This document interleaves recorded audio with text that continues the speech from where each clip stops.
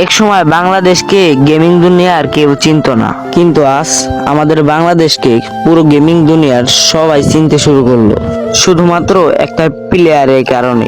এখন থেকে আমরা গর্ব করে বলতে পারবো যে আমাদের বাংলাদেশেও একটা লিজেন্ড আছে, আর তার নাম হচ্ছে মুন্না 10K। হ্যাঁ, এই সেই প্লেয়ার যাকে কিনা অনেকে হ্যাকার প্রমাণ করতে চেয়েছিল কিন্তু পারেনি। কিন্তু সত্যি কি মুন্না 10K হ্যাকার? এর উত্তর হলো না। তাহলে সবাই কেন তাকে হ্যাকার প্রমাণ করতে চায়? আর তাকে হ্যাকার প্রমাণ করতে চাইবে না কেন? তার হ্যাকারের মতো গেম প্লে যে কেউ দেখলে তাকে হ্যাকার বলতে বাধ্য হবে।